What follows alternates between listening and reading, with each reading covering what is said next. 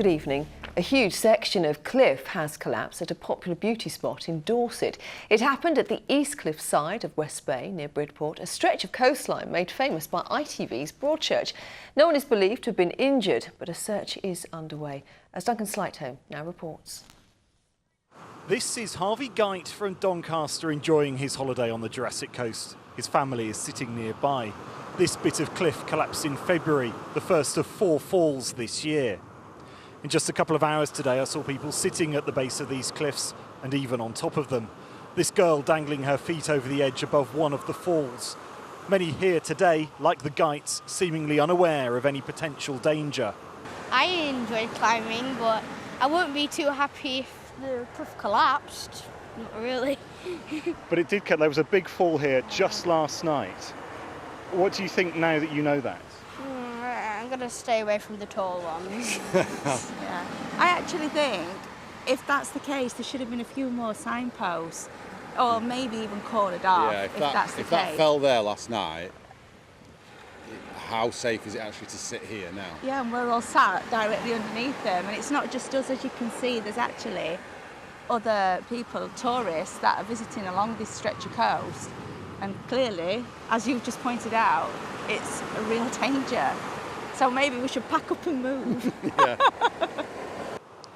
Hundreds of tons of rock came down here yesterday evening.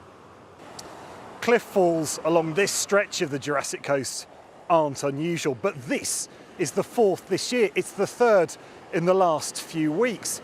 It could be that we don't have another one for months, but there could also be another cliff fall as big as this, if not bigger, tomorrow.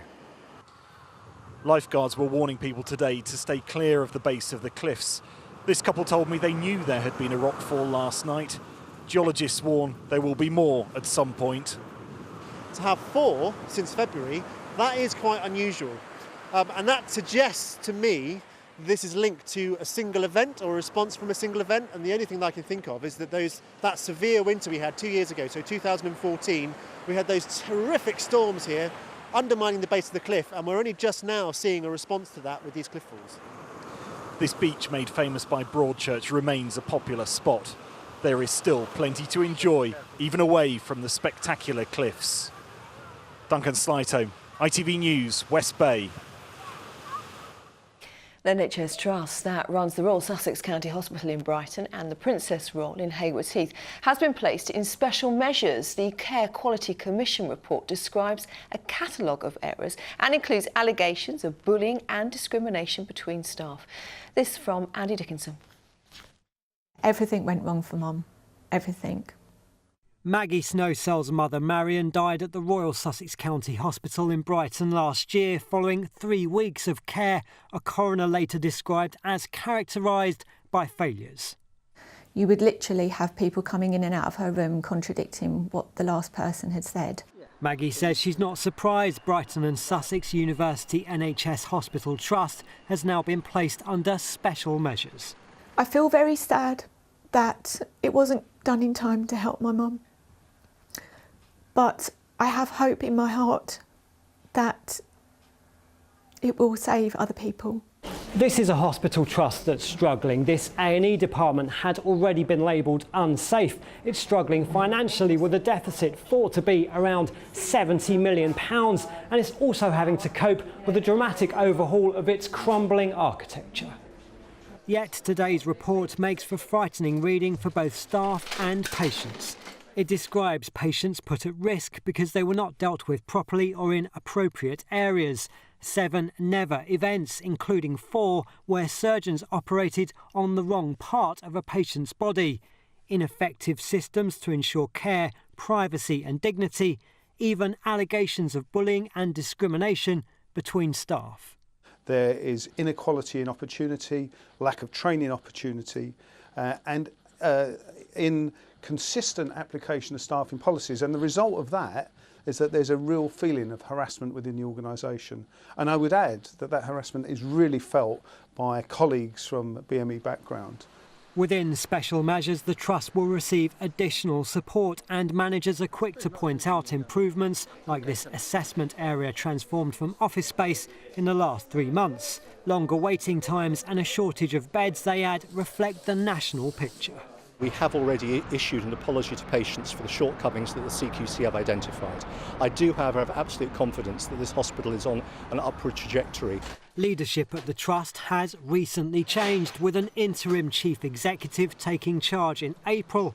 But patients will hope this hospital's £480 million rebuild will signify a safer future.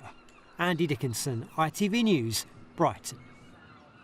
Well, the Trust was highlighted as having a culture of bullying, harassment and discrimination. Gary Palmer from the GMB union says for some staff it's a tough place to work. The reports of our members coming back to us is that there's been extreme pressures, not just through the normal day-to-day pressures that the hospital works to work under, but of course from management who have struggled to manage the situation properly and have therefore tended to unfairly pressurise and bully staff into trying to perform. With this going into special measures, there is an opportunity to bring in more professional and people better at running a trust and getting them round to a positive situation. A driver who caused the death of a cyclist in Wickham has been banned from driving for a year. William Houghton, who was 20, was cycling along the A32 on the morning of the 28th of January when he was hit by a white Citroen C3. He was taken to hospital but died the following day. Well, the driver of the Citroen, 69-year-old Jeanette Smith, has also been ordered to carry out unpaid work and fined. A £21 million supercare home looks set to be opened in Southampton within 3 years. The council has agreed to provide funding to build the complex of up to 100 flats on Wimpson Lane in Maybush. The new building will mean elderly residents can live independently but with support on site if they need it. Now, thousands of A-level students who took exams at the beginning of the summer will get their results tomorrow, but with some head teachers warning results could be the most unfair in a generation because of changes to the appeals process. Students will be hoping more than ever they've done well. Well, here's Chrissy Northford. Katie Munnings is predicted straight A's in her A-levels. Along with tens of thousands of others, she'll receive the results tomorrow. But her exam timetable was a bit more hectic than many. She was right in the middle of pursuing her dream to become an international rally driver, so was hurtling back and forth to the continent for a key competition. Qualifying was the same day as my A-level exams. And I came back over on the Wednesday night and had an exam on the Thursday morning and straight back into qualifying in Thursday afternoon, so it was a mad dash on the Eurotunnel to get back in time.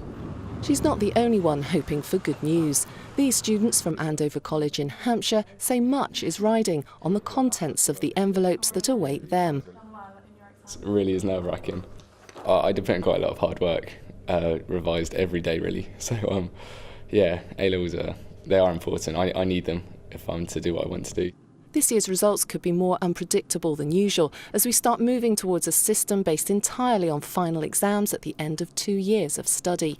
Lots of content has been made more demanding, and there's been controversy over some biology exams, students claiming papers didn't test what they'd spent all year studying.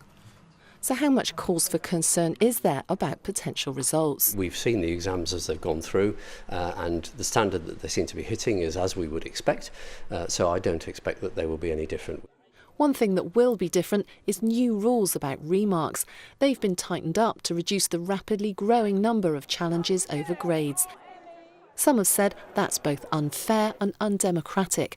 But this expert from the University of Buckingham believes it will deliver a more level playing field overall. At the moment, on the one hand, you have schools that will put the students forward for a regrading. In the other cases, the schools perhaps can't afford it, or perhaps the parents are indifferent, and they don't get that chance. For around half of all school leavers, tomorrow will decide whether or not they get into the universities of their choice. And with the stakes so high, for some, there's a nervous night ahead. Christine Osford, ITV News.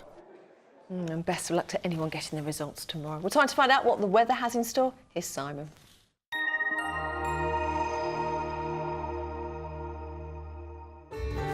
From cold fronts to camping, driving through Europe, Eurotunnel the Shuttle sponsors ITV Meridian weather. Good evening and brace yourself for a change in the weather. Nothing too dramatic tonight, but the cloud has been thickening up from the west, and after midnight we'll see a few outbreaks of patchy light rain arriving too. Fairly mild though, 15 or 16 the overnight low. But come tomorrow morning, not the usual blue skies we've been waking up to, a good deal of grey around. That said, through the day you might find an odd spot of drizzle. Equally there could be a bright or sunny hazy sunshine spell. Temperatures, well, still not doing too badly, peaking at 22 or 23 degrees, but a cloudier day on Friday, and again with more patchy rain to begin with, could turn heavy later on.